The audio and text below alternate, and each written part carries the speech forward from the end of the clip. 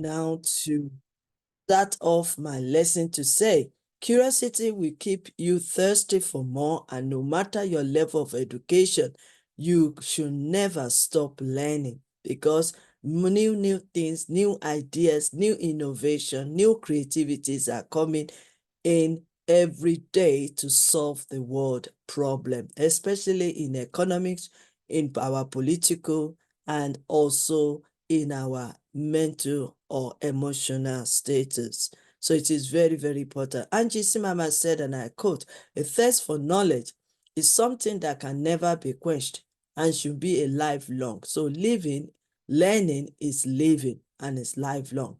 So discover what you are capable of doing in your own locality and be prepared or consistently continue to impact into your society, because every act, every action you are taking is part of developing and is part of contributing to the social and the social, economics, and political government leadership of the country. So, but mindset is everything. And without renewing your mindset, there will be no transformation. Why did I say that? Because it's okay for us to talk from January to December. It's okay for us to argue our case. It's okay for us to promise heaven on earth that we'll do this and we will do that. And it's okay to plan and to organize. But what is the state of your mindset? Because if your mindset is fixed, then you will not do anything. You will continue rolling up like a circle and not developing anything or contributing to the society. Our mindset is very important, because if you are not, all what you just want to do is to complain, to blame, to judge, to condemn, then we are not contributing positively to the wealth or to the development of your country and even in your own locality. So, but wisdom is the principal thing, and in all our getting, we get understanding. You will be hearing lots about getting understanding, because understanding is one of the ways to solve the conflicts. So we need to bring the better understanding. What is going on in the whole world, war all over the place, is about ignorance. It's about a lack of understanding and communication being broken or breached or confidentiality and all that things. So that is why we need to let you know that wisdom needs to be applied. And then we need to get better understanding of what is going on around us. So, but better understanding of life, which leads you to better and quality performances and to fulfill your purpose in life, we only start by your own personal development. How are you ready? How are you preparing yourself? Yes, we are going to talk about the conflict management, but it's all going to dance off, because that is why you are here on this platform.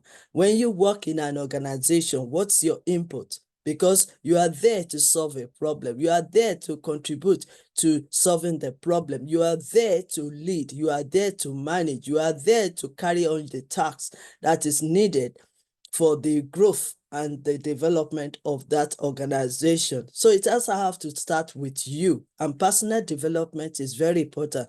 Self-actualization, self-assessment, and self-love.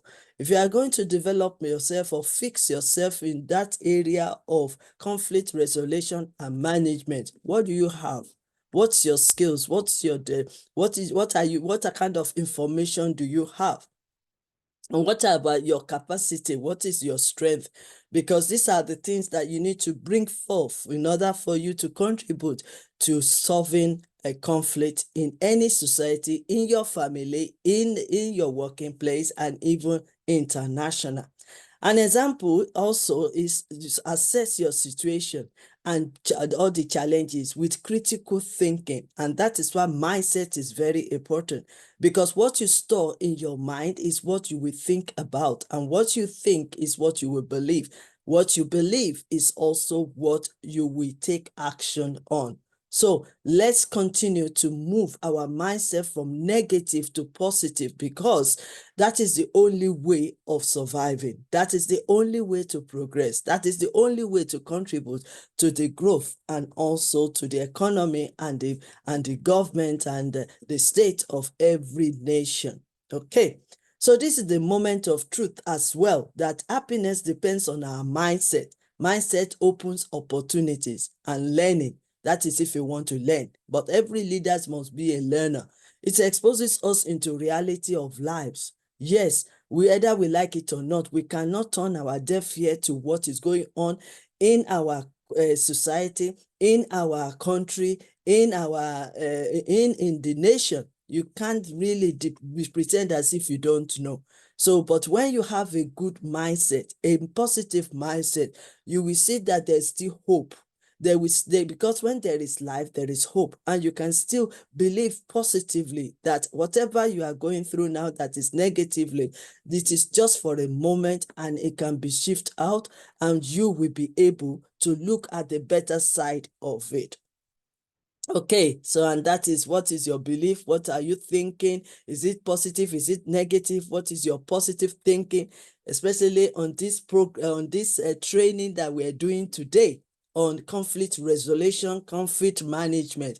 It depends on you. What are you thinking? Do you think it is okay? Do you think it is okay to have that conflict? Do you think we can solve it? Do you think we can prevent it? So these are the things that you need to be thinking of when we are talking about conflict resolution and management. The Oxford English Dictionary defines mindset as a way of thinking, an attitude or opinion, especially a habitual one. Yes, because what you think is what you will become. What you think dictates how you react, your character, your behavior, your attitude. And that is very important, that we stay positive and focused and also contribute, have a willingness to contribute to the growth of the country. Okay, state of our mind will determine how we behave as well, our character and our attitude. So it is very important to get the right information about ourselves, especially to all my leaders on this platform. You need to start with that. Your mindset needs to be cleared. Your mindset needs to be renewed. Your mindset needs to be growing and changing. And that is the only way you can contribute to this conflict management. A lot of training has been on since last Monday, 19th of February. Yes, if I ask every one of you, what have you gained? I'm sure most of you will share with me what you've gained. And what are you, but the question is, I hope you have a better understanding of what you've gained.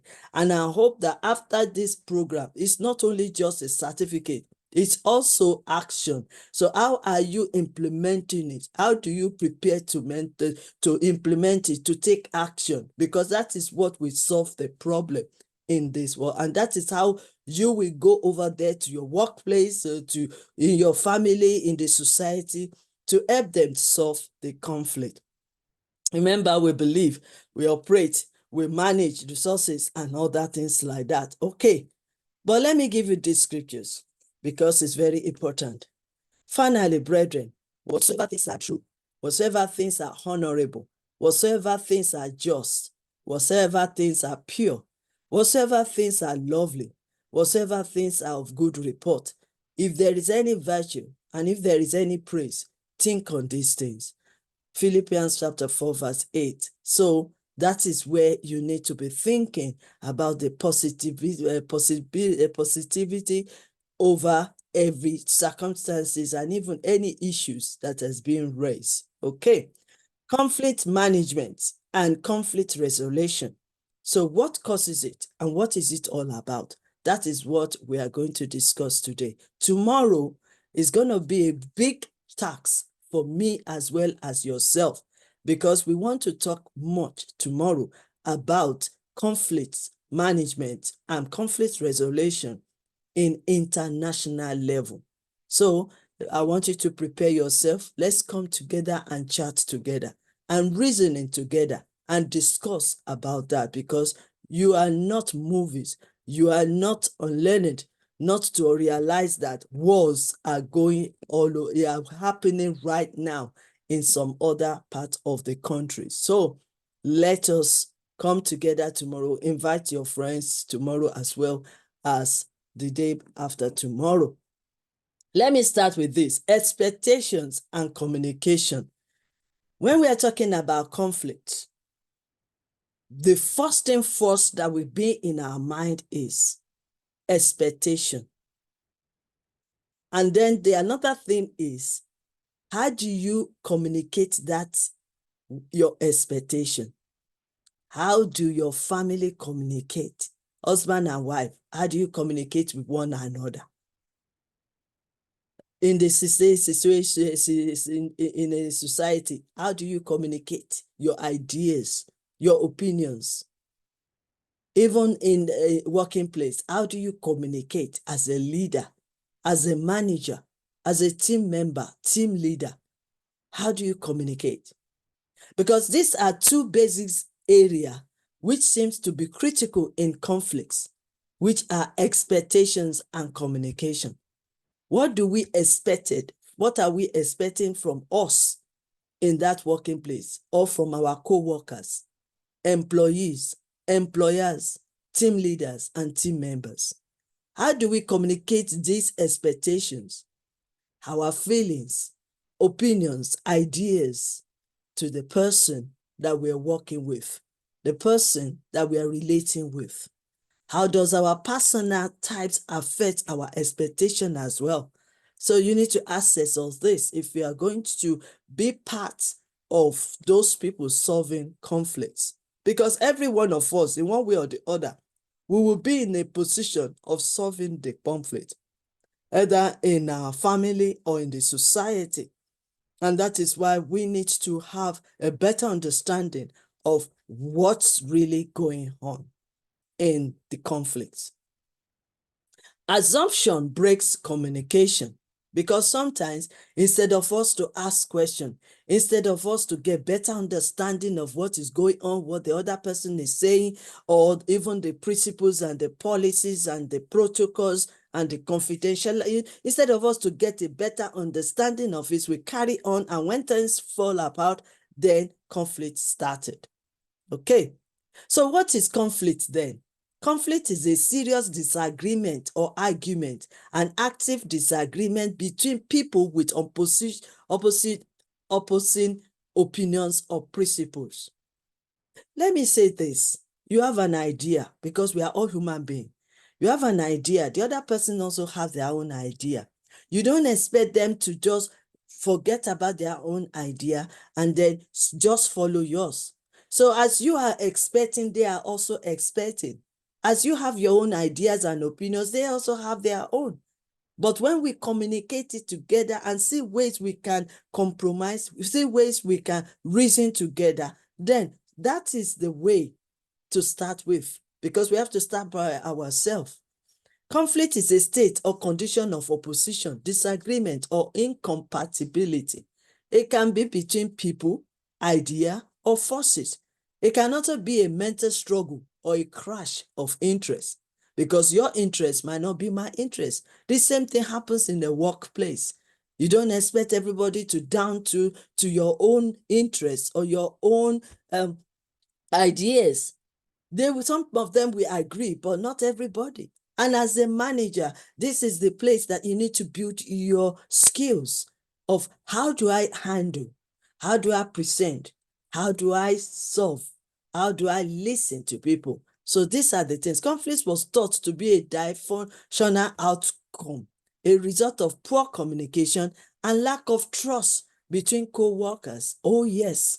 Conflict was associated with words like violence, destruction. People were encouraged to avoid it all at cost. Let me also say these things, that yes, people assume that if they don't fight, if they don't fight or wage war, they cannot get what they want. But there is a better, healthy way to do things.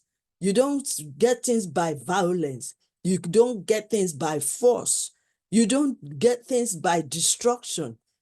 The better way, a mature way, a sensible way is for us to reach an agreement and also to work on that agreement. Conflict resolution is the process of settling disputes and reaching peaceful resolution. It's often used in the workplace setting when there is a conflict between co-worker, supervisor, department. But the skills apply for friendship, family, and relationship, and romantic. So it's everywhere, conflict. Let me see what others have said. What is conflict? Conflict means different things to different people, and there are various types of conflicts. I mean, if you've been with us since last week, I've been learning a lot, so I won't need to say much about all these things because all our great lecturers, our trainers have really, really fed us well with valuable and right information. So me, I'm just recapping because I was there as well as a student, and most of the things I'll be saying today probably is what I've heard from them. So in basic terms, conflict is a serious disagreement or an argument. Conflict usually happens between people when they have different opinions on things. So if you want to know more as well on conflicts, managing conflicts, you can go to www.bbc.co.uk best site and article. That is where I got this information. So what is conflict resolution then? We've already talked about conflict. Now we want to talk about how do we resolve. So what is conflict resolution? Conflict resolution in the workplace, for example, can sometimes arise when two or more parties have different objective or opinions or style. Okay, so conflict resolution is the art of addressing those differences and finding a common ground that enables everyone to work together peacefully. Sometimes the person who resolves a conflict may be a neutral party. It could be a mediator or a peacekeeper, while at other times there may be someone involved in the conflict who takes an outside perspective to find a solution. So when we are talking about conflict resolution, it could be anybody. I mean, elders can be also a mediator. Pastors or leaders, they can be, and even you too, you can be in a part of helping people to solve the problem of conflict when there is argument, when there is disagreement somewhere. So what is conflict management then? We've talked about conflict resolution. Now, what is the management? Conflict management is the set of techniques required to identify and resolve conflicts in the workplace. Since conflict is a normal part of any work environment, conflict management's goal is to detect and maximize the negative effects of conflicts rather than eliminating it completely. Conflict management is used to handle conflict with fairness and efficiency. In doing so, you can avoid poor communication between colleagues, decrease workplace tension to improve productivity, and also keep the morale of employee high. So what's the difference then between the conflict resolution and conflict management skills?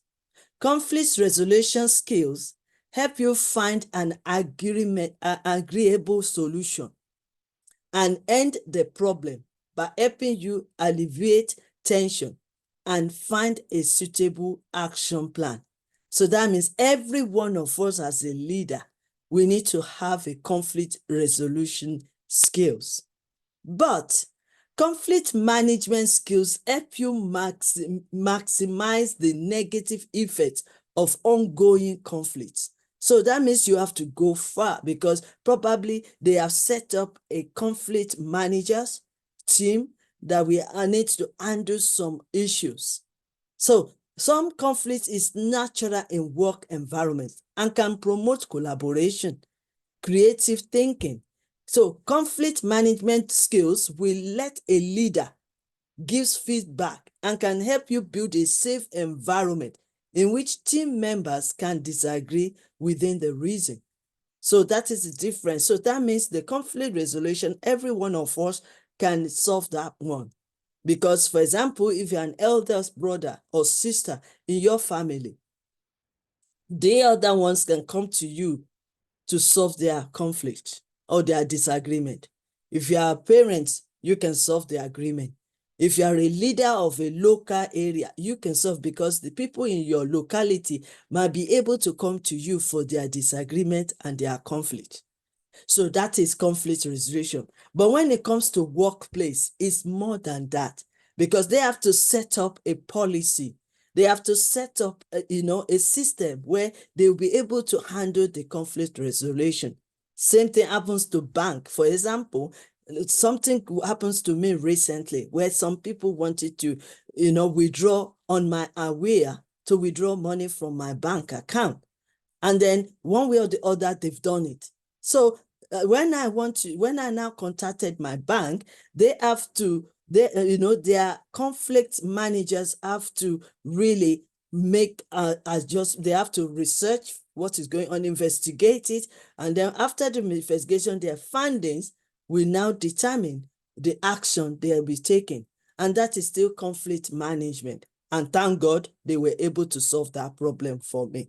Okay, so examples of conflicts in the workplace. In the workplace, you may experience conflict with a co-worker, manager, vendor, or client or customer. When conflicts arises, when conflicts arises, using conflict resolution skills like those noted above, such as active listening, mediation, can help to de-escalate a situation and bring about eventual solution. Conflict between co-workers. You all have co-workers. Conflicts between co-workers may arise because of different work style or personal habit or your lifestyle. The way you handle, the way you perform, the way you produce, the way you deliver your services can be a conflict to others. So they can also arise from personal prejudice and cultural differences. Oh, yes. And that is that one of conflict. Conflict between supervisors and supervisees. There are inherent power imbalance between managers and their direct reports, which can make conflicts between them difficult to navigate. So sometimes if there is no mutual relationship between the supervisor and the supervised, so the supervisor might take the person for granted. And if they might take them for granted, and they can even say some negative things, and instead of them helping them with the constructive feedback, they might be giving them the judgmental feedback. And that can cause conflicts as well. Conflicts between service provider and clients. Every one of us, we founder of organization or organizing other things, we have clients, mentors, they have clients, coaches, they have clients, so everybody has clients in one way or the other. But there will also be disagreement between the vendor and their clients. Or customers can often arise because of unclear communication or expectation. So when a conflict requires HR is human resources. It's kind of a sector in any organization that deals with people's management. It's important to note that some conflicts can arise because of prejudice, discrimination, bullying, and harassment.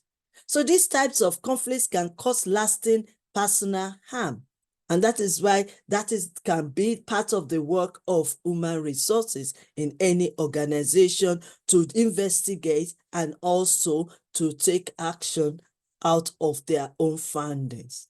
So while employing conflict resolution skills can help navigate this situation too, it's important that this type of behavior is documented. And that is the work of the HR. So it's documented and it's dealt with at a higher level. So in the other department, they might have a conflict managers or the sectors or the department. In another organization, they might just have only the human resources that can take care of that area. Because every one of us, we are unique, we are special. And we need to be adding value to our customers or to our employees or our workers. So for leaders and managers, they have to take this conflict serious. How they handle it matters. It can also damage the performances and the production of your company. It can damage, and it can also move the staff, to move them away. They can leave your company. And guess what? If they might be the very good staff that are doing very well in your company, that's how you will lose them if you cannot solve the conflicts between them and their co-workers or their leaders or their supervisors, if you cannot solve it effectively. So it's very, very crucial in every workplace. If you're experiencing or witnessing this kind of conflicts in the workplace, consider talking to your human resources department.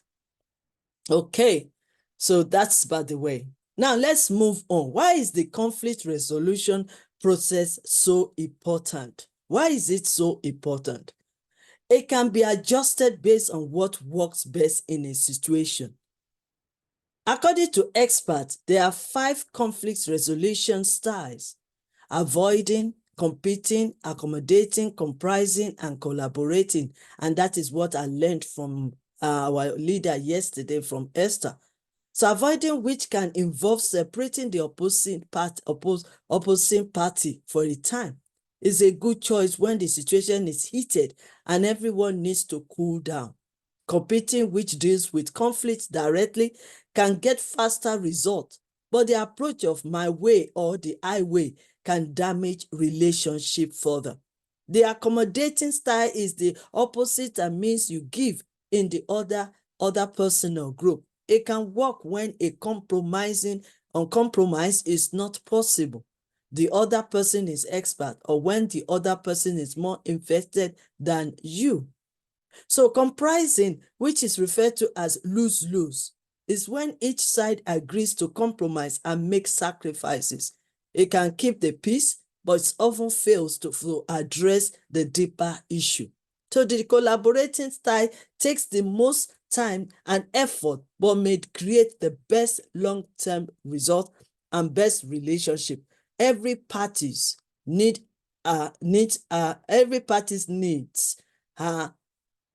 to be considered, and by the end, everyone is satisfied. So in a short way, that what we're saying is that we can collaborate all these skills, 5 conflict resolution styles, we can incorporate it or we can integrate it together to solve the problem. Maybe 2 or 3, because one might not be enough to solve the conflict. Number 2, conflict resolution is necessary for many careers, for many carers, or many jobs focus on conflict resolution, such as legal mediator, arbitrators, contracts negotiators. Within this field, people specializes in areas like family, education, labor and management, and more. Conflict resolution experts also frequently work as a consultant for corporations and other organizations. If an organization isn't able to resolve a conflict on its own, it may call in an outsider mediator. Even if you are focusing on conflict resolution, most career benefit from some conflict resolution skills, especially if you work in a management, run your own business, or work with the public. I'm not going to say much about all this because we're looking at the time. So, but I'm going to just mention some of the reasons why is it important for us to, for conflict resolution process to be in place and to manage it properly. So the third one would be poorly handled conflict can have serious consequences. Why did I say that? Whether it is the workplace or your own personal life, conflict is inevitable. How it's handled determines whether the outcome is positive or negative. If people go into a conflict lacking the necessary skills, disagreements quickly sink to blaming, insults, emotional dysregulation, and pain. So a workplace can become a tense, stressful environment where people don't feel respected, while personal relationship can fluctuate beyond repair. So while you can't avoid conflict, you can prepare for it and handle it in a way that's productive and not destructive. And I think that is very important. Very, very important. And that's why we need to apply wisdom. Another one is conflict resolution teaches active listening. It teaches patience. It teaches us to separate conflicts from the peoples involved. So these are the things that you will gain when you are solving the conflicts. It also teaches us open communication. It also teaches us assertiveness and also empathy. Conflict resolution helps you to deal with stress. That's the more reason why we need to know how to go about the conflict resolution. Conflict resolution also helps us group to reach our goals, because if we can solve the problem, if we can solve the conflicts accurately, effectively, then we can work together as a team member to carry out the tasks that has been on our table, and also to achieve our goals together with one mind. So conflict also resolution can spark innovation. You can even gain better idea while solving the conflicts, because we have to look in two ways. You have to look the positive and the negative, the advantages and the disadvantages, the pros and the cons. Every opposite, every negative has positive. So that's one thing. Everything in life has opposite. So that is why it can bring innovation. Maybe an idea of how we can work together, an idea of even a new thing to bring to the table. It can be a creativity where we create our thing for ourselves while we are solving the conflict. Because sometimes one of the reasons why we have conflicts in workplace, probably one or two people are crying out for their own ideas to be for their own ideas to be recognized, for their own voice to be heard. So not really necessarily they want to cause trouble, but they just want to be heard. They want to feel valued, and that is why they were pushing it. Maybe they don't have any other way to express themselves than to use violence or to create problem. So that is why from there you can gain more innovation. Okay, conflict resolution also strengthens the romantic relationship or any relationship. Conflict resolution skills are good for kids as well. We can teach them, the children, the young ones, we can teach them how they can solve. And one of the things that they can know about is how they can apply their critical thinking. Right from when they are young, you can teach them, you can ask them some questions for them to be thinking, okay, all right. So that means solving conflicts must start even from our younger ones. And when they grow up, they will not depart from that. They will be able to go to work freely, and also to watch out and also to be able to solve conflict. So we develop that skills in them. Conflict resolution is so important for people in recovery. And that is very important. Conflict is a common trigger for people recovering from addiction without the necessary skills or experience navigating conflicts in a healthy way. A difficult situation or argument with a loved one can send a person back into their addiction. Good recovery program includes conflict resolution classes that helps people build new skills, strategies for dealing with conflicts in their lives. Conflict resolution is also essential for conflicts that arise within a recovery group. Group leaders need excellent skills in this area. We are talking about skills. Let me go back to that one because it's very important. When kids encounter conflicts, as usual, they often respond with a strong, confusing emotion. Their reactions can also be confusing, even to themselves. Adults can help kids navigate conflicts by teaching them classic conflicts resolution skills like taking time to cool down, identifying the root of the conflicts, and trying to understand other perspectives. This strengthening a child's emotion, intelligence, and ability to maintain social connection with others. Let me say also this. I know you've heard about, it's still going on, it's ongoing anyway. When in USA, young fellow will just pick up the gun, go to the school where he was being treated badly. He felt discouraged, he felt neglected, he felt unloved.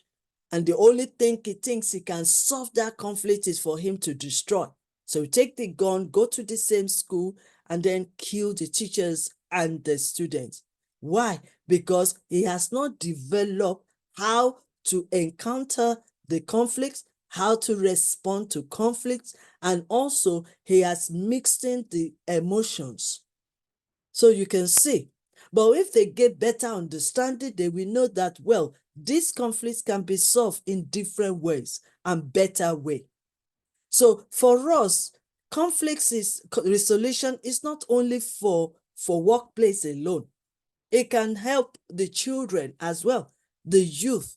I mean, here in UK, sometimes just because of disagreement, just because they want to prove that they are right, they pick up the knife and start starving themselves because they think that is the only way, that is the only thing they know.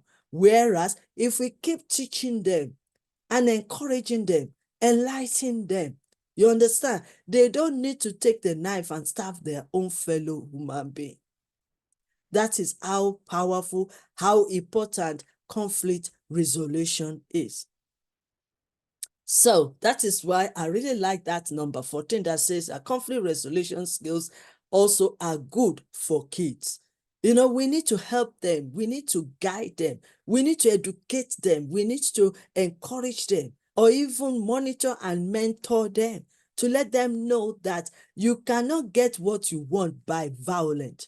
You cannot get what you want by destruction. And you cannot get what you want by bullying and also doing all kinds of things just because we want to feel great. Everyone is special. So until we start depositing that positive words in their mind, in their lives, they will go on doing all sorts of things to destroy themselves and also to destroy others. That is how important this conflict resolution is. Okay, how does conflict arise? I'm sure we've been talking about so many things on this platform since morning. How does it arise? Conflict arises whenever individuals have different values, opinions, needs, interests, and are unable to find a middle way. Let me take, for example, Tim and Joe were working in the same team and were best of friends.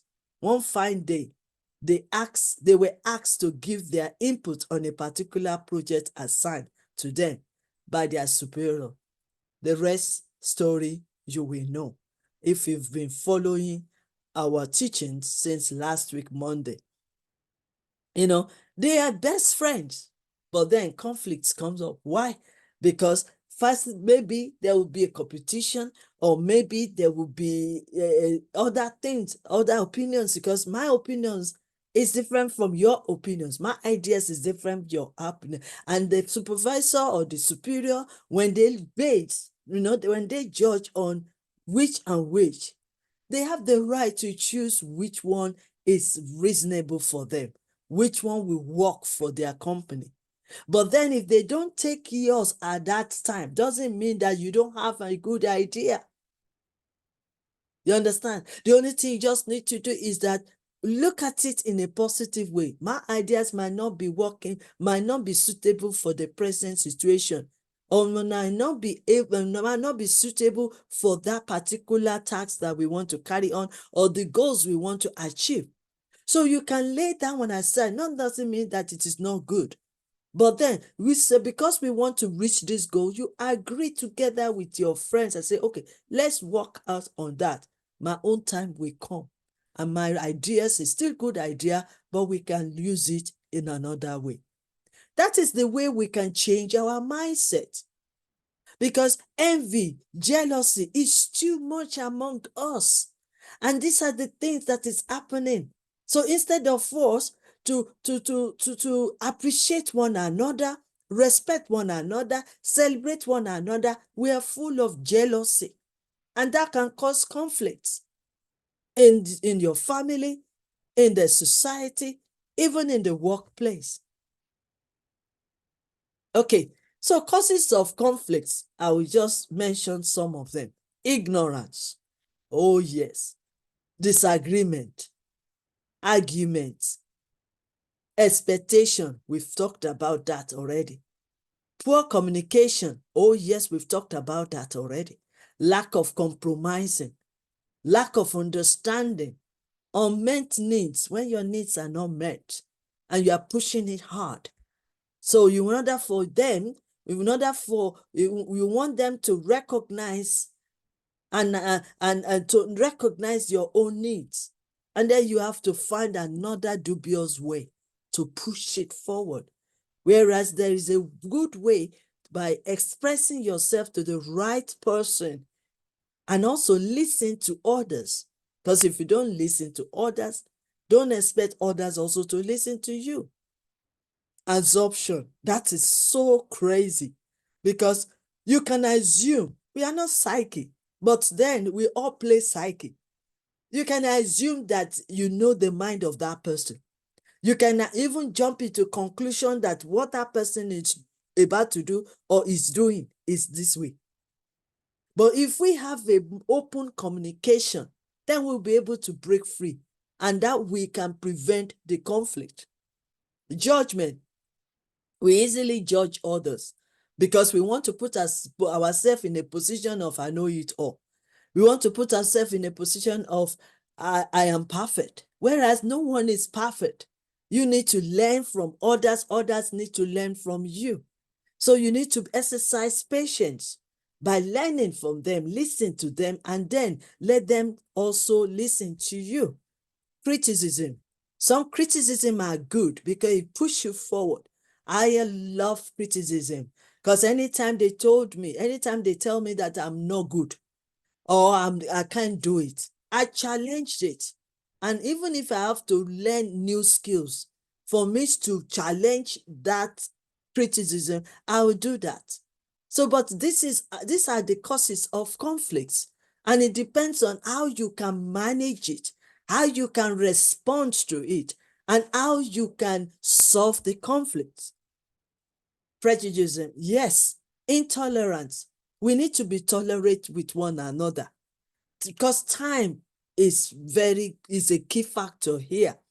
You don't expect somebody to grow and get better or to be perfect overnight. They need to develop themselves. You need to develop yourself. Yes, you might know better than them on that particular skills, but that doesn't mean that doesn't mean that they don't know. So we need to have patience with one another and be tolerant. Why? Because their background is different from yours. Their culture is different from yours. Their tradition is different from yours. They might do some things that will irritate you, but at the same time, you cannot stop them. You can't change them. You can only change yourself. And that is why we need to be tolerant with one another. Because if not, you will hate so many things. You will be frustrated, you know, you will be frustrated. Sometimes you feel like you are sick just because you are not tolerant. Self-interest or our agenda is also another way that can cause conflicts. When you are given a task to do together as a team, and then you want to put your own agenda ahead. You want to put your agenda to impose it into the members of the team, or you want to use your agenda to destroy because you want to gain your own power. You want people to know that you are the best. You want to gain that reward in the company. So because of that, you are pushing your own without giving others chances to develop themselves. That can cause conflicts. You know one thing, that we all need to work together as a team to achieve that goal. No one is an island, and a tree cannot be a forest. So instead of you impose your own self-interest and your agenda, then look at it this way, that you are not the only one in that team. And your own might not even be effective enough to carry out or to achieve that goal. Lack of empathy and passion. Oh, yes. Sometimes we forget about others. You don't put yourself in other people's shoes because they don't talk the way you talk, because they don't lead the way you are leading, because they are not as good as you are. Doesn't mean that you should put them down and trash them and put them down and talk down on them and speak to them as if they are not human being like you. And then you need to be passionate, because if not, that is where cause of conflicts is, because you don't know what people are going through. I always say this, that this cloth we are wearing covers a lot. You don't know what is going on in these clothes. Oh yes, you don't know. You don't know. All the workers, all your team members, your supervisor and supervisory, you don't know what anyone is going through in this world. And that is more reason why we need to be more empathy and show passion in whatever we are doing. Disrespect is also one of these things. Sometimes we want to talk to people anyhow. Sometimes we want to control and manipulate their mind. Sometimes we disvalue them. Sometimes you ignore them. Even when they are bringing valuable ideas to the table, you just ignore them. And sometimes also the level that everyone is very important in a workplace. Some might be a cleaner, some might be a director, some will be directors, some will be cleaners. But you don't put the cleaners down, because you know what? They are contributing to the welfare of your life by making sure your environment is clean. So they are leader in their own. And not only that, because they are cleaners doesn't mean that they are not educated. You might get a degree holder among them. The reason probably they are doing this job is that while they are waiting for their dream job, they have to start somewhere. And that's why they're doing what they're doing. So they are unique as well as you are unique. And this causes conflicts. It all happens in workplace, even in my own workplace as well. You don't disrespect them or dishonor them. Wrong perspective also. I said it right from the beginning, that the state of your mind will determine how you perceive people. So what is in your mind? What are you stored in your mindset? Because if your mindset is full of negativity, if it's full of wrong feelings, wrong things, wrong information, and other thing, that's the way you will see people. If you see them, if it's in your mindset to look at people and think they are rubbish, that's how you will perceive people. So wrong perspective, negative thought and mindset, I've said it, wrong and fixed mindset, yes, not even listening to others, yes, wrong language, oh yes, wrong timing. Maybe you are saying what you are saying at the wrong time, and you're expecting the other person to listen to you and to understand you. Impatience, we are not patient enough with one another. The lack of wisdom, experience, and knowledge can also cause a conflict in the workplace, or even in the society, or even in your family. Boundaries and barrier, then desire and misuse of power. Always make sure that where you are is the grace of God. Don't misuse the power. Don't treat the people under you badly. Always make sure that we are all respect. We deserve respect. We deserve respect, and we have the right to make a choice. We have the right to have their own opinion. Always make sure that you add value to them instead of you disrespecting them. Always make sure that you see them as unique person. Always make sure, because at the end of it all, whatever you are doing to misuse this power, one day, something will happen. Okay? I mean, take for instance, where you are today might not be where you will be tomorrow. Those people you are looking down to, where they are today might not be where they will be tomorrow. So, and this all the factors that causes conflict. But we don't want to stay too long. There's still many more that all our lecturers, our trainers have taught us since last week, Monday. But let's move on. Okay, so the question I want to ask you all, can we prevent conflicts? Can we? If your answer is yes, how can we prevent conflicts then and resolve conflicts in workplace? I'm sure you've been learning a lot since last week, Monday.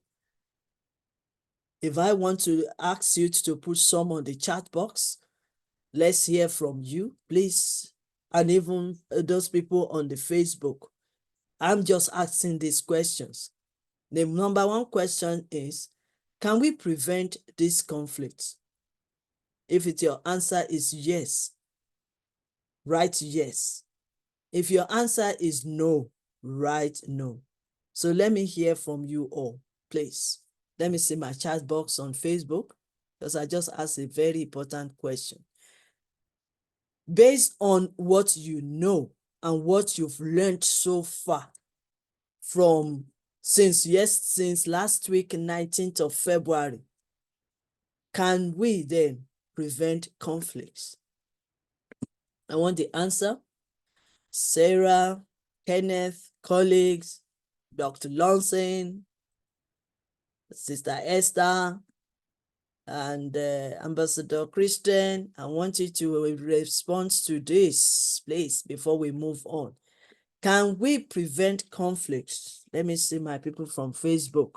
Floxy, thank you for joining us. I just asked a question. Inga, yes, thank you for joining us. Kankwi, thank you. Isaiah, thank you for joining us. I just asked a question and I need an answer. Can we prevent conflicts? Is it possible? Thank you so much for your answer. Yes, it's possible. Yes, I need more answers. I need more answers. If not, I will stop here. I really need answer. I want people to talk to me, both the Facebook and also the Zoom. Can we prevent conflicts? That's the first one. And then the second one, how can we prevent conflicts then? Okay, I'm listening. Absolutely true. Yes, thank you so much. I want people to answer me. Okay, thank you so much. Yes, we can. And Sarah have said self-awareness and reason should be looked into. Thank you so much. Good answer.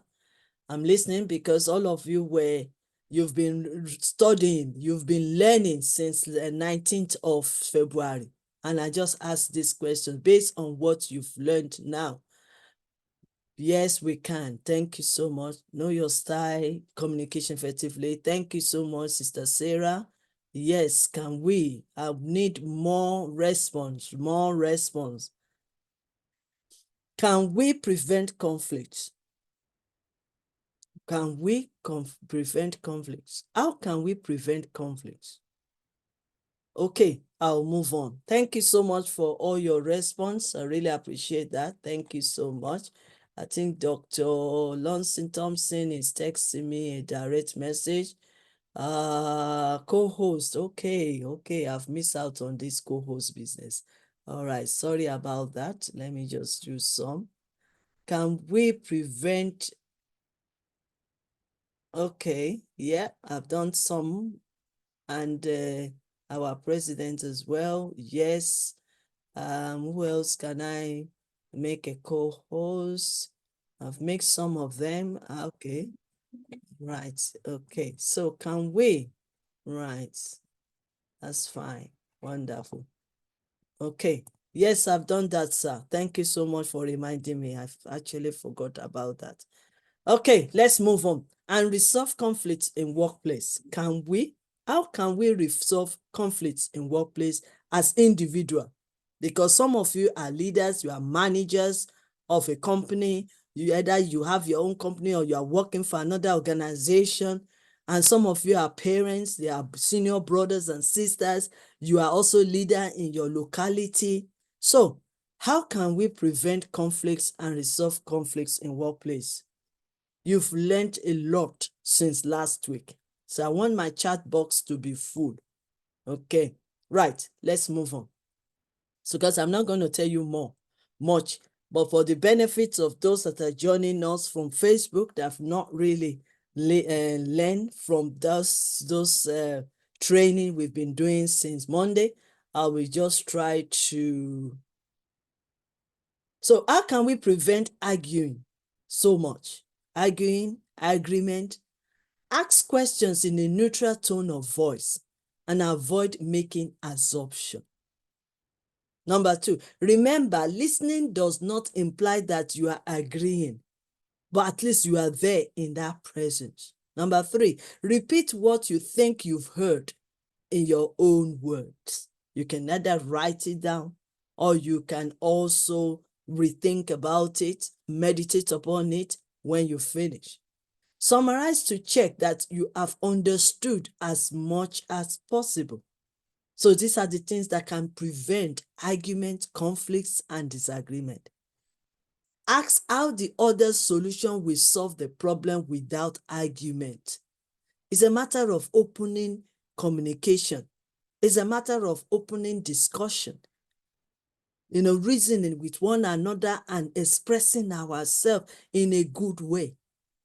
Ask and ensure that the person allows you to do the same. Offer solutions that will prevent you arguing as a couple, as a leader, and even as a manager. So, overviewing of resolving conflicts in the workplace. Most people experience conflicts in the workplace at some point in their careers. And it's important to understand how to resolve it quickly. Left unresolved, workplace conflicts can break down office camaraderie and affect productivity. Okay, so it's essential to know how to address any conflicts the moment they arise. And you can assess it quickly. You can recognize it quickly. So here we discuss strategies for resolving conflicts in the workplace to keep employees happy, improve collaboration, and enhance efficiency. Okay, so I'm going to rush through that one as well, how to resolve conflicts in the workplace. Here are strategies you can use to deal with conflicts at work.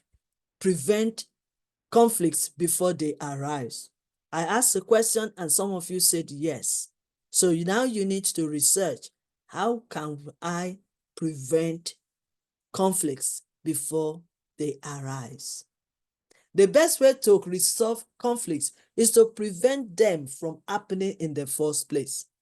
Understanding factors that could cause conflicts in the workplace and addressing them minimize the chances of conflict occurring in the office.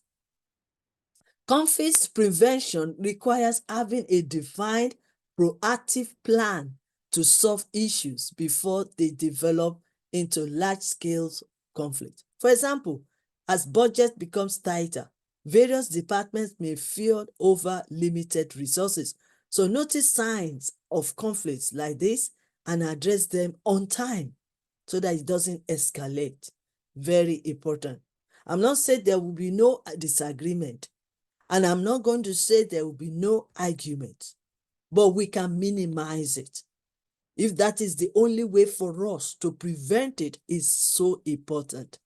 Or we can also be observant of how it's coming, how that conflict is arising.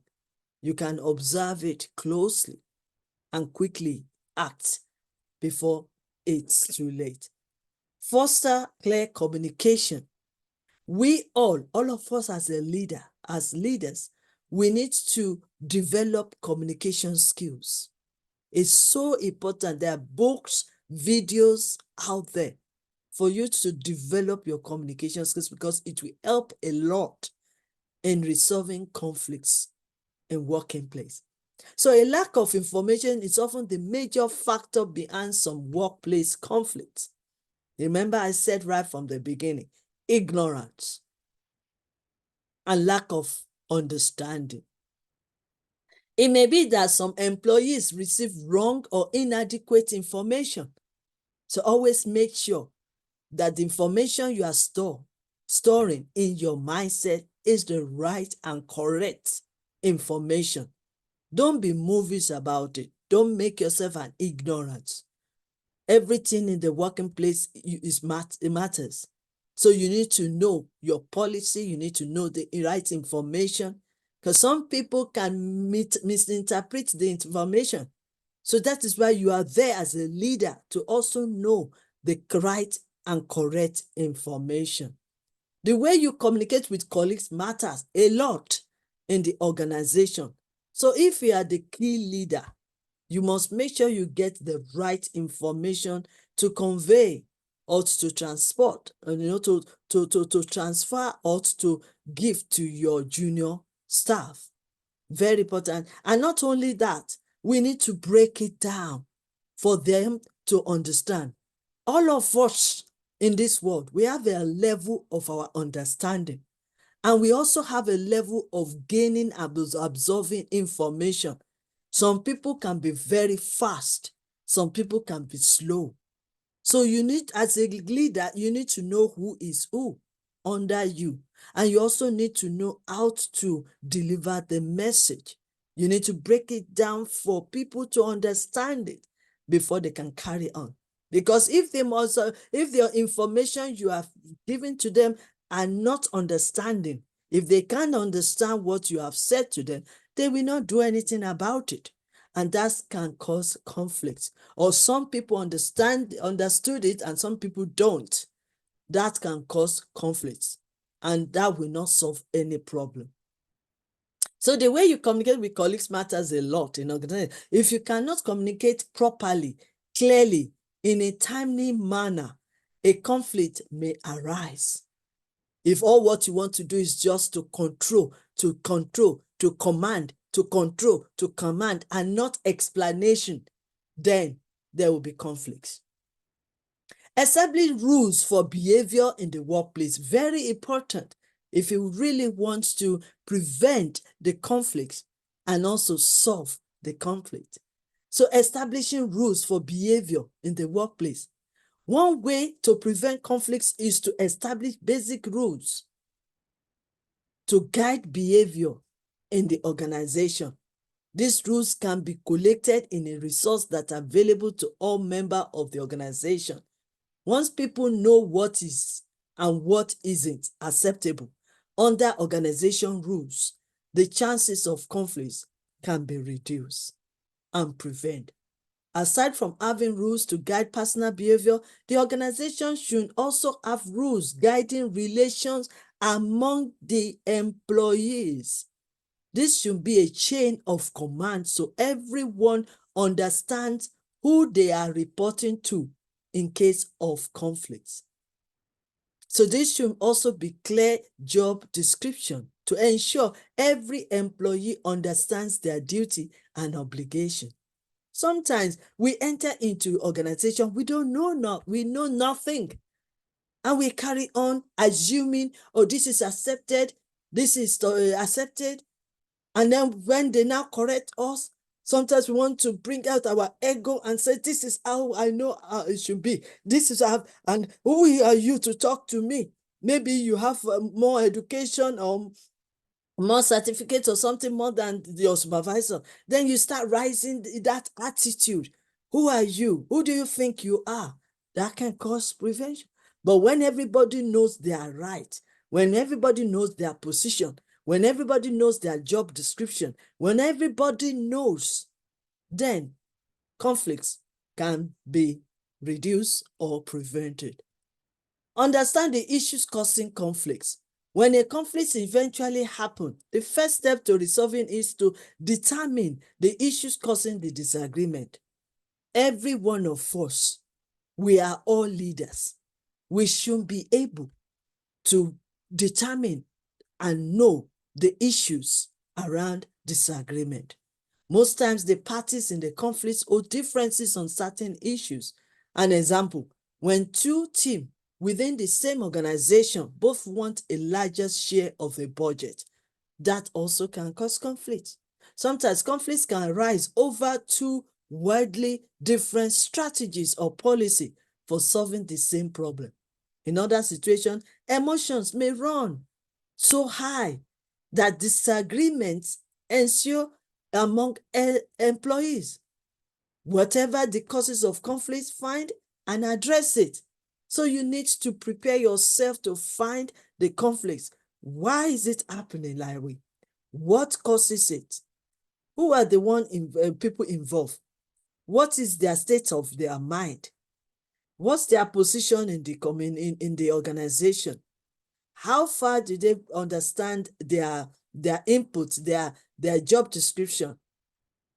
And what are sometimes you can even call them and refer back to their application, what they said during the interview, or even go into their files and see what they are capable of doing. Because sometimes it's so easy for us to forget ourselves when we enter organization.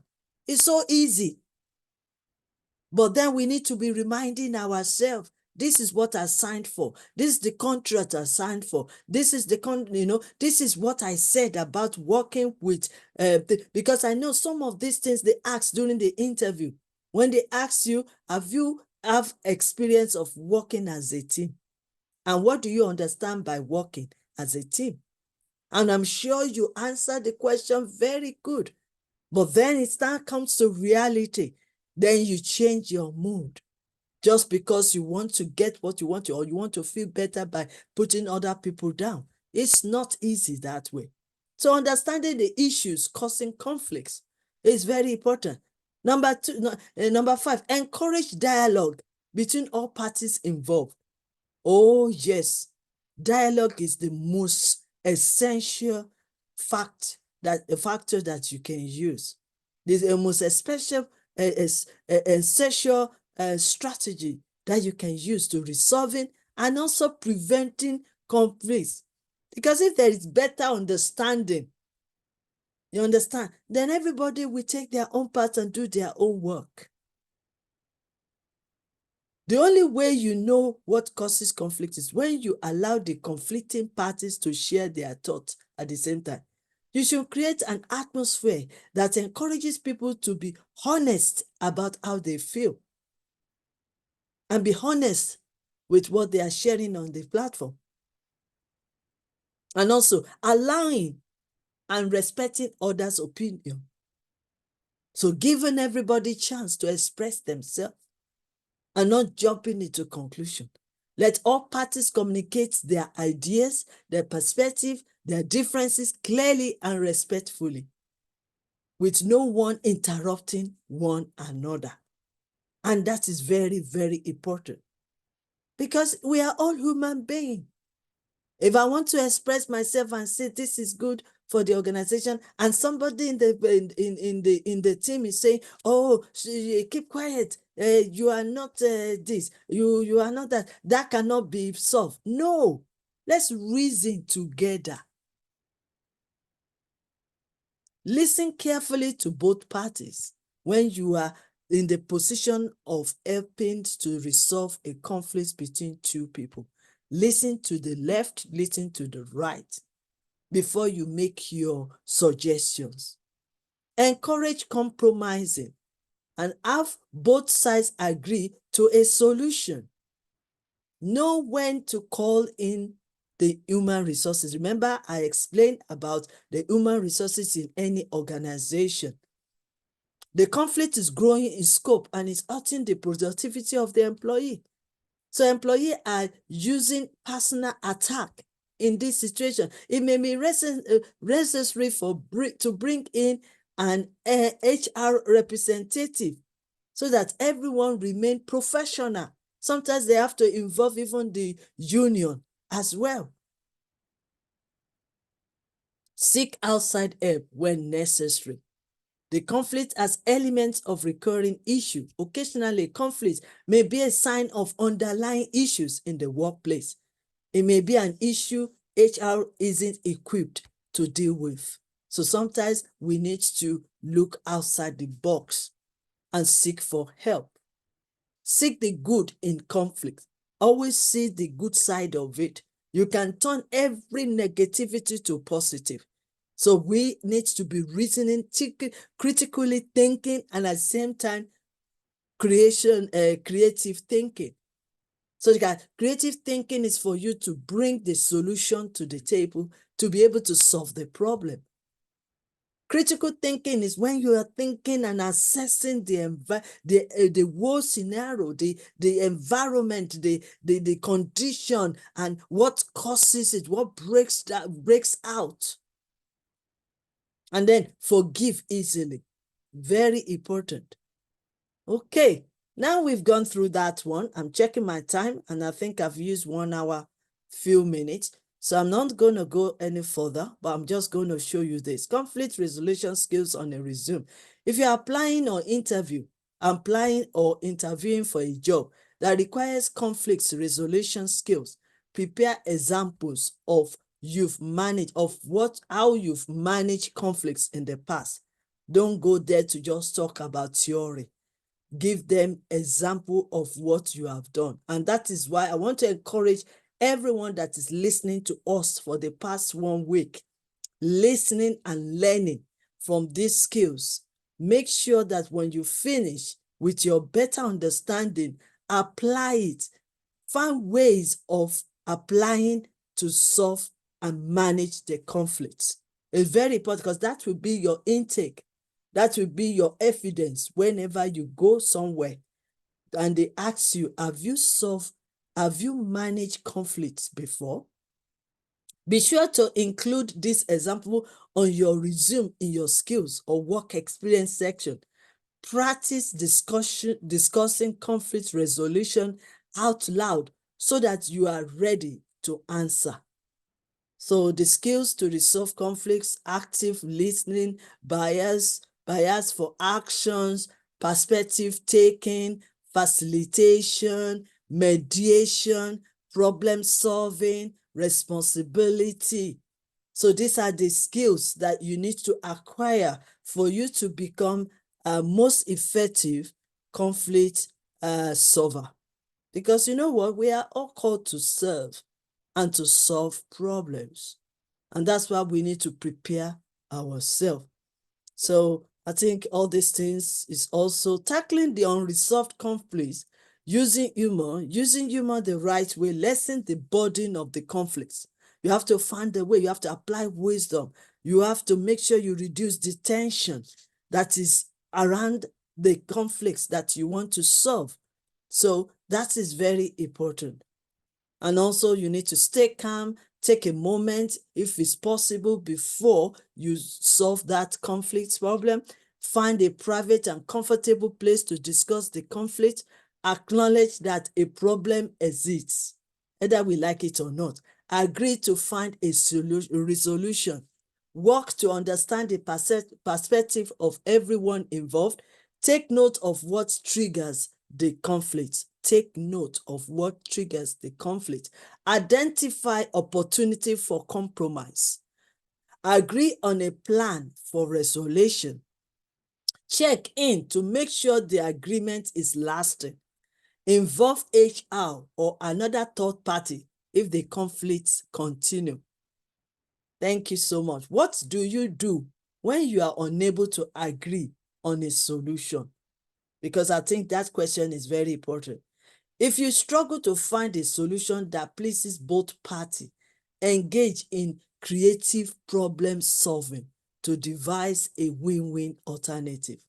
Or it's rare for either party to sacrifice their wishes entirely. So finding a new solution may involve some brainstorming and collaboration. And it may also help to consider shared goals that untie or unite both parties, and then use those goals to inspire your potential solution. To inspire them. Maybe you need to do that right from the beginning, to let each of both parties know that they are unique and they are special and they have everything in their power to make sure that this conflict is solved. Encourage them. How do you stay calm then when resolving conflicts? Breathing is an important part of emotional regulation.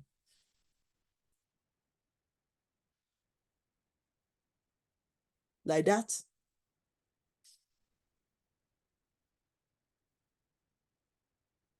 So if you notice yourself becoming angry and anxious during the disagreement, pause to get steady, deep breath to restabilize your nervous system. Very important. And the same thing you can help others to do. Granting yourself permission to listen to everybody else involved rather than instinctively defending your interests may help you calm down and understand the situation fully.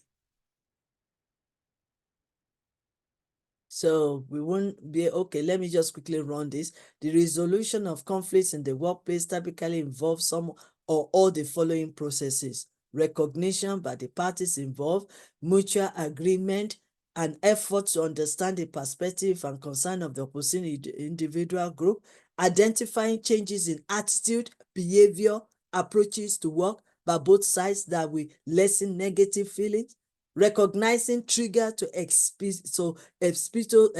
episode of conflicts, a willingness by one or both parties to compromise, agreement on a plan to address differences, monitoring the impact of any agreement for change, and disciplining or terminating employees who resist effort to diffuse conflicts, because not everybody wants to solve problems.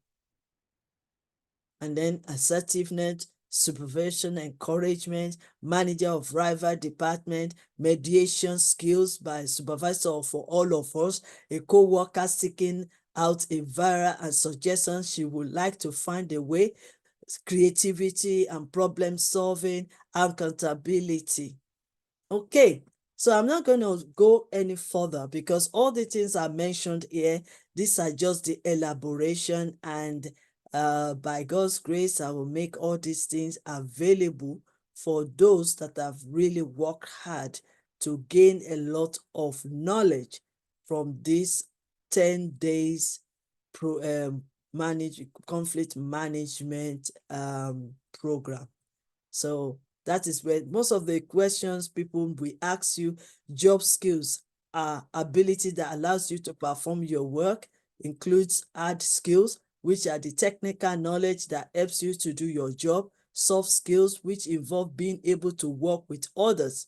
What are the soft skills? Soft skills, otherwise known as people skills, interpersonal skills, are the ability that help you work with colleagues, managers, and clients. Example of soft skills includes teamwork, communication skills, and so on, and work ethic.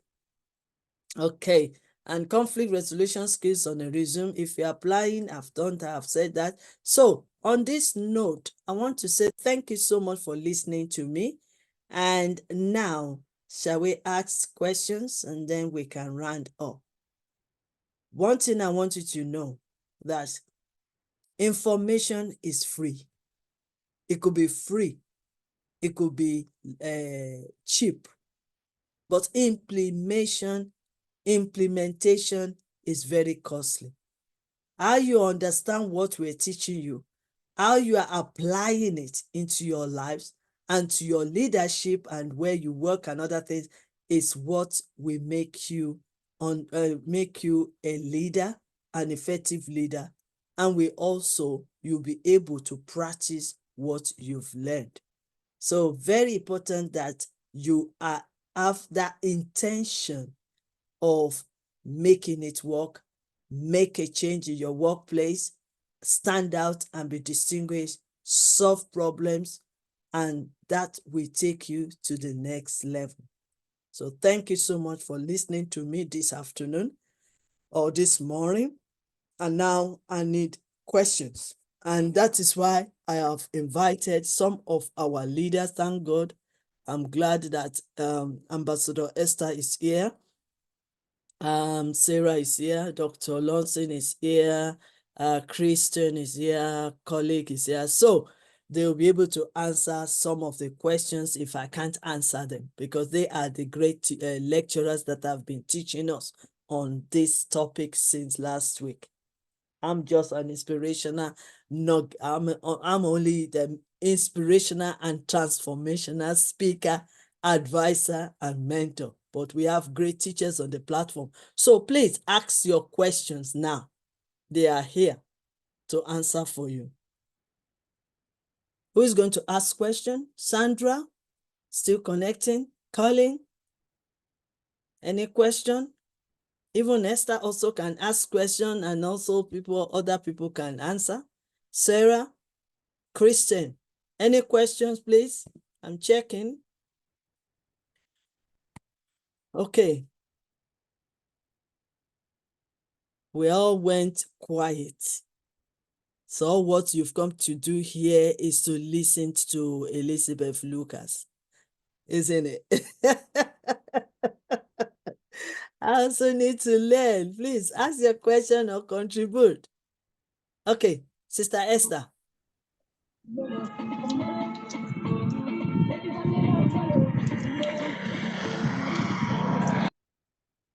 Okay, Dr. Lawson, please bail me out. Everybody's went quiet. So what's going on? Dr. Lawson? Yes, this one you say I should bail you out. You want to tell me that everything I've said is right? I need challenge here. I know people. I want people to ask me questions or to challenge me. All right. And they all went quiet on me. And they are my teachers. They are my lecturers. They've been teaching since last week. And now they are quiet on me. Eh? So please, Dr. Lawson. Yes, Your Excellency. Ambassador Christian, I'm glad that you are here. Sister Esther, how are you? You are our great teacher of yesterday. Exactly. And I was excited that she joined us today. And now she went quiet on me. Sister Esther, please say something. Good afternoon, Prof. You have to. Good afternoon. Good afternoon. No, ma, I am. It's not that I've gone quiet. I'm still trying to digest what you've given the bit I could, because I'm in the office, so doing one thing or the other.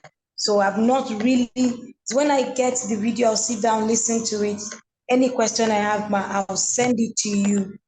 I'll ask my question. I've not really sat down to hear the full. You have heard one or two things that you've said, and for now, I don't have any question. Okay. All right, Sister Esther. Okay. Thank you, ma. Okay, there's one question on the platform here from, oh yes, I know he loves questions. Okay, Christian Uzera, our ambassador. What do you think will be the most effective ways of dealing with conflicts out of the 5 techniques or style? Why? Okay. Who can answer that question? Dr. Lawson. I'm not answering any question today. Dr. Lawson, there's a question for you here. What do you think will be the most effective ways of dealing with conflicts out of the 5 techniques or style, and why? Dr. Lawson. Your Excellency, I must jump and pass this question. The question is for all of us. Everybody can contribute, but in the meantime, I'm going to release the answer. Just let me just write it down to enable me get the answer. Okay. All right. Okay. I know this question will not be new to Sister Esther. So, Okay, thank you very much, Prof. I think that each of the styles are peculiar to certain situations. Like we have discussed about the past week, we have to understand the situation and then know the style, know the type, the way to approach, because every conflict, every problem has different approach. Like we talked yesterday, is it personal? Is it a group stuff? Or so you have to understand that each of the styles are unique to the different conflicts that may arise. But personally, I will think that um, collaboration may be suitable depending, like I said, it depends on the type of conflict. Conflicts that you resolve with collaboration collaboration may not work on another conflict. Compromise might work. So I think it depends on the type of conflict. Thank you. thank you so much, Sister Esther. Okay, I'll help you hear that collaborating together to solve the problem, to solve the issue. Because, I mean, we need to involve the two parties or the three parties or all the parties. We need to involve them in terms of conflicting resolution.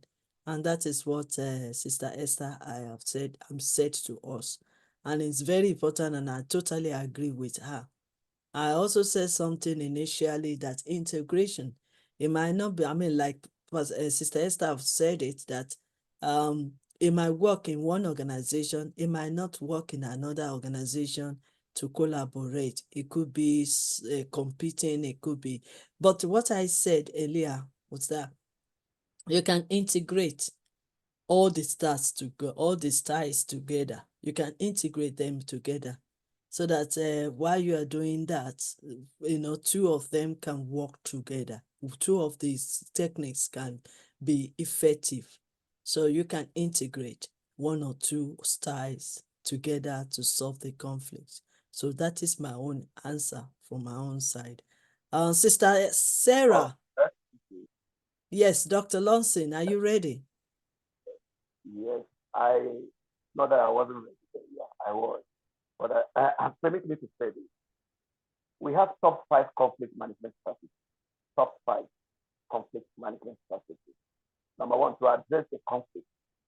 Number two, to clarify the issue causing the conflict. Number three, to bring the involved parties together to talk. Number four, to identify the solution. And number five, which is the last, top five, monitor and follow up. Now, in addition to what Esther said, you bring the involved parties together to talk. You bring the involved parties together to talk. Bringing the involved parties together to talk, it will enable the parties to understand where and where each other has actually offended each other and where there should be solution. In every conflict, do not expect that you're going to have both parties to follow terms of agreement. One person must surely feel cheated. But of a truth, you as the judge, you as the judge, you are going to justify to make sure that everybody, no one have any ill feeling about each other. The both parties have to understand that this is the best judgment, this is the best step to take, and this is the best way to go. Thank you so much. Excellent, excellent answer as well, because I pick up something from what you said, Dr. Lonson. Until you know the problem, you cannot really know the right way to solve the problem. So starting with assessing it, and then whatever the problem is and you have assessed it, you've known exactly what is going on, you understand the conflicts, then you'll be able to know the style to apply to that solving the conflicts, which is very good as well. So thank you so much for your contribution. Right, let's see another person Sarah, are you here with us? Christian, you asked a question. Is it is it is it okay to ask the person that asked the question to answer the question? Let's see. At least you've been a student. You've been learning since last week. So let's hear from you as well.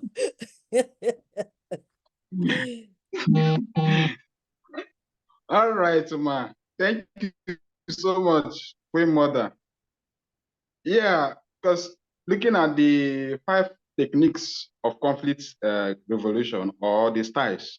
So for me, I will take the collaborative or problem solving as one of the best because it is the win-win solution as the styles of conflict resolution. Because there, each party have to say all their mind, all their viewpoints, because it will not be posing on them. Rather, each party will bring their viewpoints, and then we digress on which one that we first suit, and then it is a win-win solution, as I said, because it's not one-sided.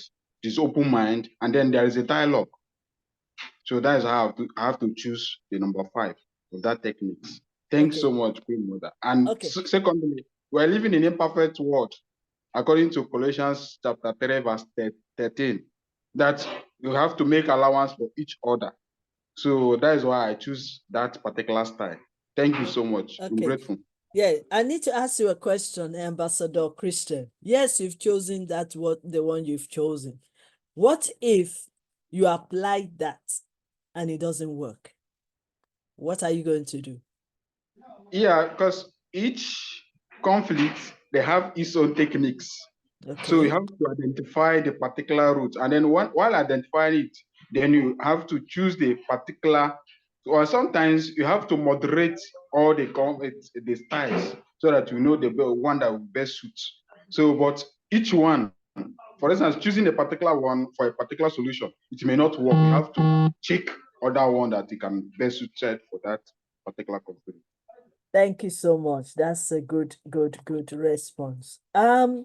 I saw something earlier when I was teaching, and I didn't involve in it, but I just want to mention it. It's just like when we are teaching, when we are looking at the 5 techniques or the style to use for the conflicts. And I said something that there are some points and that I also want to add to it, and that is, what do we agree? What are we disagreeing on?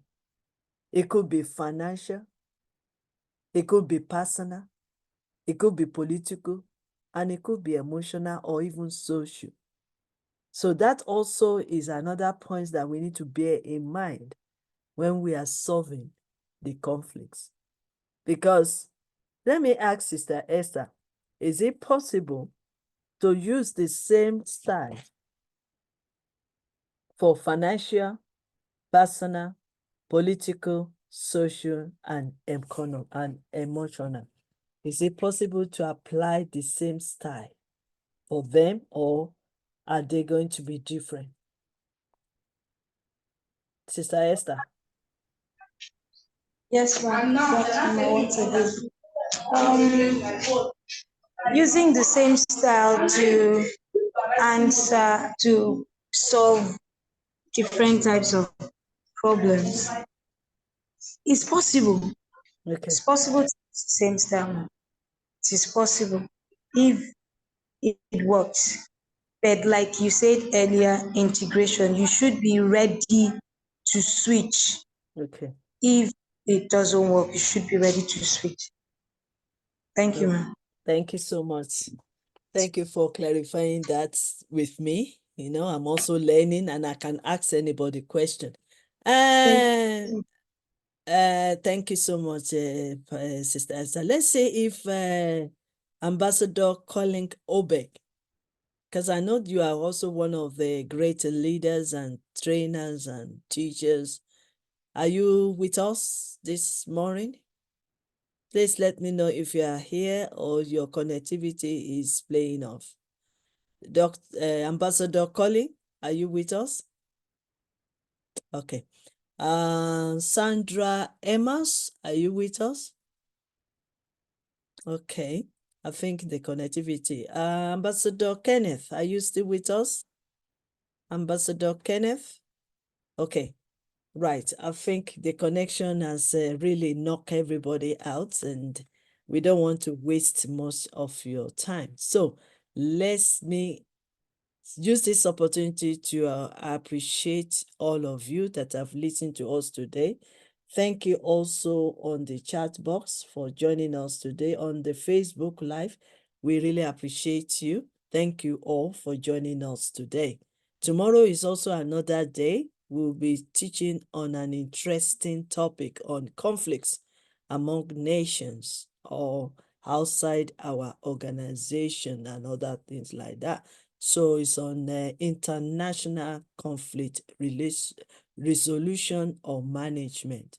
So let's come together tomorrow so that we can talk about it. I don't know why Dr. Lonson gave me that topic, but we will see how we can address it tomorrow. You know, I love challenges, you know. They put me on my toes. Sometimes they forgot that I'm an inspirational speaker. But anyway, let's wait till tomorrow and see how we can share together on that topic. So, I want to express my gratitude to everyone and I want to hand over. But before I hand over, I want to express my gratitude to Prestige COSA consulting firm for trusting YYCI to collaborate with them for this diploma program. I also want to thank Dr. Lonson for inviting me to be one of the trainer. And I believe that with my own little knowledge, I've shared my inspirational nugget of wisdom. And I want to believe that one or two people must have listened attentively and they've gained one or two nuggets. So thank you so much for that opportunity. And now I'm going to hand over to Dr. Lonson, the president and the founder of PCCF. Thank you, sir.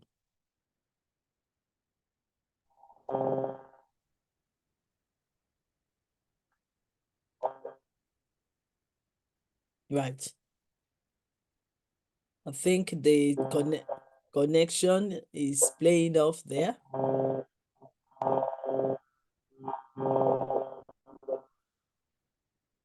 Okay. All right. It looks like Hello, now. Can you yeah. hear me now, ma? Yes, I can hear you. We can hear you. All right, thank you so much. Yeah, just like I said earlier, that on behalf of myself, my family, and PCCF Prestige Crosser Consulting Firm, I want to say a very big thank you to Professor Dr. Elizabeth Lucas Afolalu and Yes You Can International, YYCI.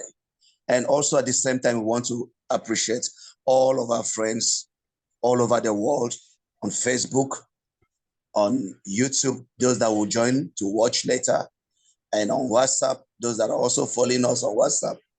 And on this Zoom, I want to appreciate everyone. Time will not permit us to mention your name one after the other. But even if we omit mentioning you in person, acknowledging you, God Almighty have acknowledged you already. We really appreciate you for joining this class. And we encourage you to come back tomorrow, same time, 11 a.m. Nigerian time, 10 a.m. UK time. The class will continue tomorrow. They will not have any other class again tonight. There will be no WhatsApp class again tonight. We'll continue on the Zoom tomorrow, and also we'll finalize on Wednesday. I sent message earlier on the WhatsApp platform informing everybody that the certificate will be released on Wednesday. And also the handout will also be given to those that merit it. In addition, and also in a way of appreciating our friends, we have also prepared an award of appreciation to encourage you, to tell you, yes, thank you. Keep it up. Let it not stop here, but rather whatever thing that we have taught you or we have learned, or maybe God used you to teach us, please put it into practice. Do not just be a teacher without having the tools and the sample built in you. Be a teacher that everybody will see the seed that of a truth. You have the conflict management resolution certificate in your hand. Once again, I want to say a very big thank you. See you all tomorrow. Bye-bye.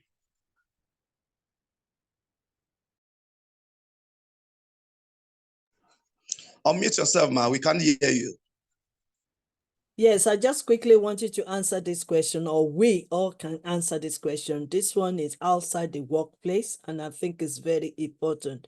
Now I'm going to ask the question, and I want Dr. Lonson to quickly answer the question, and also Ambassador Esther to conclude that question and answer. What is the best approach in a conflict between a husband and a wife? Say a nagging wife.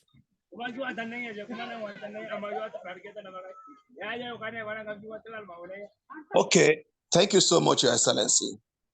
I'm going to answer that question, but I'm not going to be the one to speak. My wife will do the speaking. But he's not here. She has been eager to say something, please. Okay. Can you ask her to use your connection, because I can't see her on the platform? No, she's using my line. Okay. All right. First of all, let us welcome Ambassador Gloria. Am I right? Gloria Tom Lonson, the wife of our founder, or the co-founder of PCCF. Let's welcome her as she answered this question. She's joining us and we are giving her tax today. That's great. So please, you are welcome. Good morning. Good morning. Good morning. Good morning to everybody. Actually, I'm not coming to answer question. I have my own question to ask. Oh my God. Okay. Can you hold on for a second and we just quickly answer this question, and then you can ask your question. Is that okay, sir? Is that okay, ma'am? Okay. Okay. Okay, ma'am. All right. All right, ma'am. Okay. So. Okay, Your Excellency. Yeah. Based on the question asked so far, a fight between husband and wife. What is the best approach in a conflict, not fight? Approach, okay, between husband and wife. What is the best approach? The best approach in husband and wife conflict is compromise. Is compromise. Not competing, not avoidant, not collaborating, compromise and accommodating. These two are the best approach for relationship, or for husband and wife to resolve their matters. Let me quickly break it down in this way. In accommodating style, an individual with an accommodating style concede to the other party to reach a quick resolution and avoid conflict. This style can be useful when dealing with minor conflicts that isn't worth of battle, or to appease an individual with a tendency to be explosive or abusive. However, if the husband, let me use the word, the husband, is having challenge with the wife, both of them have to accommodate each other. Both of them have to understand each other. Then we talk about to compromise. In a compromise, both parties concede something that want to reach an agreement solution. Both of them have to compromise, have to understand, have to just throw away some certain rights in order to allow resolution to appear in their midst. Thank you so much, ma'am. Wonderful question, a wonderful answer you have given us. And I believe that Mr. Josie Eyare Eteti understood your answer. Let me just also share something quickly. And now I just want to recap of what I've said, which is very important. Husband and wife, I think the very best thing to do, as well as what my leader have just shared with us, which is very, very important, that you need to compromise with one another and give time for one another to express themselves and everything. Another thing I just want to say, at that moment there is tension. At that moment there is argument. At that moment there is angry. Both of you are angry with one another. So the first thing that you need to do first is to either come out of that environment and think. Or another thing is you can breathe properly like I did and I illustrated before you bring out the word out of you. We need to be very careful what we say to one another because, words are very powerful. They can either build or destroy. And one thing is that if you angrily say something to your wife or your husband and it is opposite or negative, you'll be surprised how that thing you said to your husband manifests. So be very careful the words that come out of your mouth. So even, yes, we are bound to agree and disagree. But at that moment, you need to breathe first. You need to come away from that environment or that tension second. And you also think what you are going to respond. It's very important that we don't talk, we don't mention, we don't call ourselves in a bad way, and we don't argue unnecessarily that can lead to violence and abuse in the marriage. So we need to be very, very careful at that moment because I believe that all these things can be solved. When two of you have now calmed down, you can ask questions. Ask questions in a neutral tone of voice and avoid making the assumption. Remember also, listening to one another. Does that mean that you are agreeing totally? But you are giving them the opportunity to understand that you are there to listen. You are in the presence. And when you listen, you get better understanding of what your spouse is expressing. Then summarize and check that you understood. It's very important. Yeah, you might say, oh, that one will take a long way. Devil can use 1 second to destroy lives. And that's why we need to be careful not to give devil a chance. Small second, devil can come in and escalate even the problem. Have you seen? And that can lead to serious arguments, that can lead to violence, and sometimes can lead to damage. It can lead to death. So that's why we need to be calming ourselves and don't let the devil take over. So the one thing is cool the tension, reduce the tension, keep quiet. You can move away a little bit from if everything happens in the sitting room, you can move to your bedroom. You can move, just leave that environment for some time. Also, breathe deep, breathe in and out, and let there be a little bit of silence before you make your response, before you make your expression, before you talk, before you respond. Very important. Because like I said to you, devil will come. That's the only work that devil has come on this earth to do, to destroy relationship. And he will be ready at any time to cripple in and to escalate the notion. But you have the power to reduce the tension and never allow the devil to come into the conflict. So I think that is very important in terms of conflicts between the husband and wife. Sister Esther, do you have anything to say as well? Prof, I don't have anything to add. You and Dr. Lawson have said all that needs to be said. Thank It's you so nothing. much.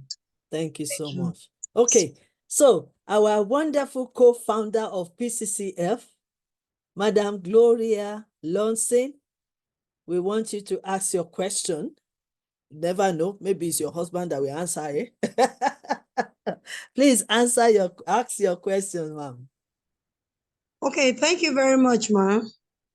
I really want to appreciate you. I've been following your lessons, even in fact, since this conflict management program started, it has been awesome. And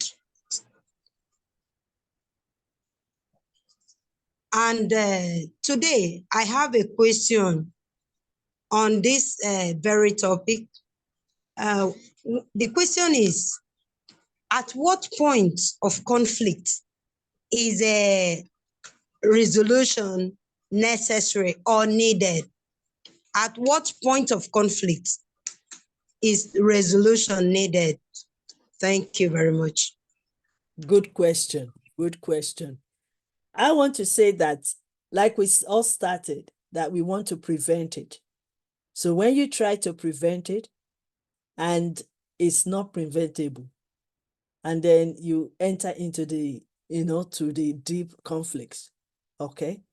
I think that is the best way, because if you cannot control it, if at that moment to prevent it, then it needs to be solved.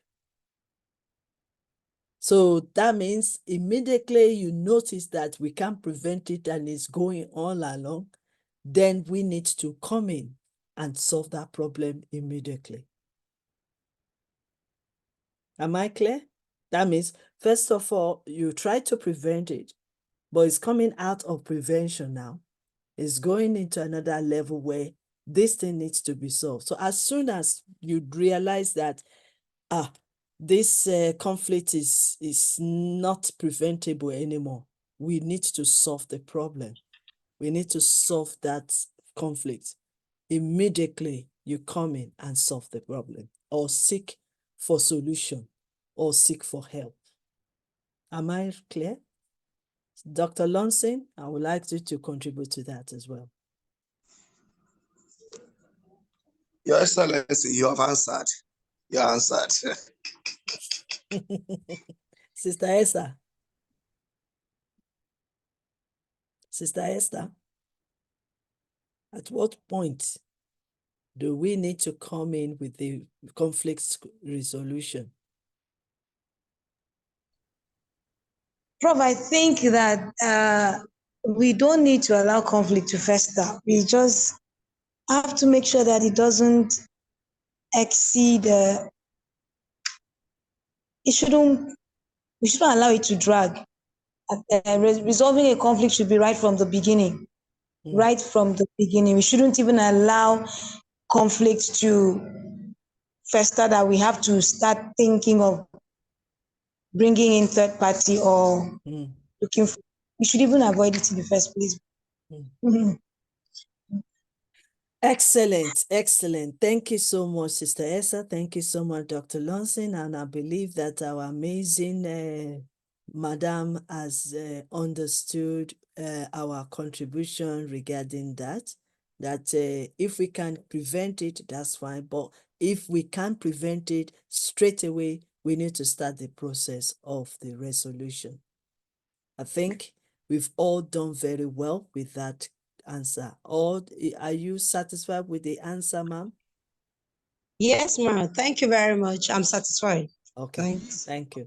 Okay, right. I think I will still go back to Dr. Lonson to end this program so I can click the ending button from here. Anything else you want us to say, Dr. Lonson? No, Your Excellency, no. Okay, yeah. The question we answered from the Facebook, the person said, thank you so much. You hit the nail on the head. So that means he's satisfied with our answer. So I want to say thank you so much, Sister Esther. Thank you so much, Dr. Lonson. Thank you so much, Sister Gloria Lonson. Thank you so much, Ambassador Colley, and many, many more that have joined us earlier on. So this is where we will end this program today. And like Dr. Lonson have said, we are not expecting any teaching again, which I'm a little bit disappointed because I wanted to hear from him this evening, but he's now announced that there will be no evening section today. So let's hope tomorrow, because I cannot do the international conflict resolution and management by myself alone. So let me assume that he will be preparing so that two of us will be able to share on this platform, and also next and tomorrow evening to share on that topic. So on this note, I want to say thank you to all our friends on Facebook, and oh, Sister Rita, you are here. Oh, wow, we missed you. I didn't know you're on Facebook today. Okay. Thank you so much, Sister Rita Ilori. Thank you for joining us. Oh, my son, Adeyemi Adeshino. Thank you for joining us. Isaiah, thank you for joining us. Ukula, thank you for joining us. Inga, thank you for joining us. Wow, wow, wow. Floxy, Wixin, thank you for joining us. Oh, wow, oh, wow, wow. We appreciate you all. I didn't know you were there, Sister Rita Ilori. Thank you so much for joining us today. Okay, on this note, I'm going to hand all my YYCI has moved on, but I believe Dr. Lawson is part of YYCI. So can I end this program now? Dr. Lawson, can I end this program now? Yes, Your Excellency. Yes, Your Excellency. So yes, I can. Thank you. Yes, you can.